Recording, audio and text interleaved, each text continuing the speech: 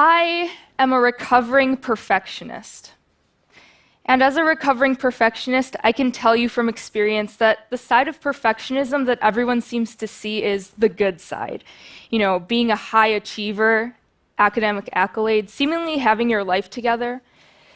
But what no one really sees is the fear. The fear of disappointing everyone, the fear of being exposed that one day everyone is going to wake up and see how flawed you really are.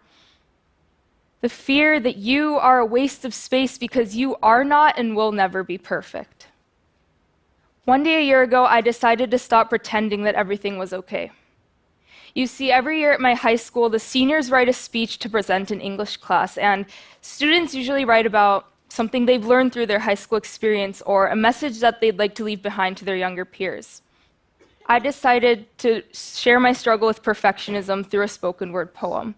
Today, whenever I perform this poem, I'm taken back to the person I was a year ago and am reminded of how stuck and unhappy I felt, but also of the progress I've made since then. And so today, I'm so excited to share with you that poem, An Open Letter to Perfectionism. Dear Perfectionism, you're an old friend of mine. You've been by my side for as long as I can remember. In fact, I don't know what my life would be like without you.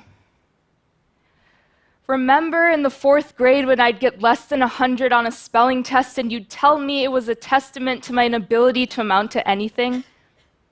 Remember in the 6th grade when I'd turn in an assignment late and of course you would be there to berate me for being so undisciplined and uninspired. Remember how throughout high school you'd sit next to me at award ceremonies, at competitions that I actually enjoyed doing until you began whispering, second place? Might as well have gotten last. First place good, second place bad. Remember when you sat me down one day and said, obviously you're too stupid to get it, so let me spell it out for you. P for the people you need to please and the potential you lack. E for the effort you must give, commit to the path. R for the relentless pursuit of the goal. Get with the program. F and E for flawlessness and excellence, not fun and excitement, because who needs that when you could be perfect? C for constantly criticizing yourself, your flaws must be exposed. T for all the time you must devote. So do you get it now? Do you understand? Shut up. Don't say you can't do it, you must, because this is what it takes to be good enough. Dear perfectionism, most people have an angel perched on one shoulder, a devil sitting on the other, but I have you.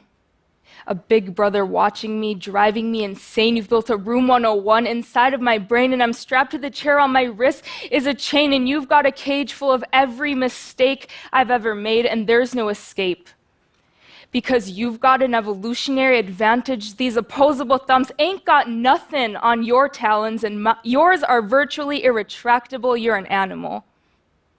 But you're also ice and fire. The situation's turning dire because you're melting my confidence, leaving me frozen in inaction, burning up my dreams and extinguishing my passion. It's like I have a mental autoimmune disease. Someone help me, please, because my mind is attacking its own thoughts, making it hard to breathe, making me fall to my knees, saying, perfectionism, I'm sorry. I'm sorry that I'm average. I'm sorry that I let you down just like I let everybody else in my life down. And I'm sorry that it will never be enough, that I will never be enough, that I will never be perfect.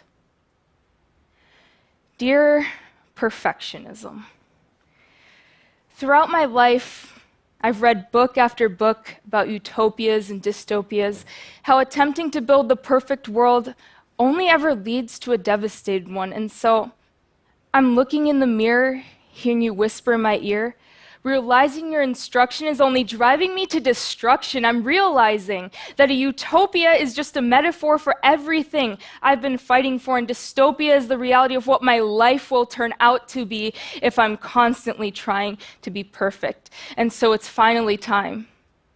It's time to say goodbye to these bad habits gone awry, because I've learned over the years that perfection isn't worth the tears and that I'll never get there anyway. Dear perfectionism, I had an epiphany that the one who's been letting you control me is me, because I'm the one who put these chains on my brain. I'm the one who keeps myself in pain. But just as I'm the one who can choose to remain the same, I have the power to choose to walk away. And so this is my rejection, my defection from your grasp, because I'm done with this infection. It's all misdirection. I'm overthrowing your reign over my mind along with my obsessive fear of failure. This is what the French call a coup d'état, a rebellion of an internal nature. And so no longer do you control me, because once I let you go, I'll be free to make mistakes, to finally be me, to come in second place without wanting to scream, to be okay with who I am, and to finally show the world that it's okay for me to be imperfect. Dear perfectionism, I've just finished my first year of university, and there's been some major change, because my freshman 15 wasn't 15 pounds, but the 15 years I lost to self-doubt because perfectionism, you're just an old friend. And it's time for me to transcend. Dear perfectionism, this is the end. Thank you.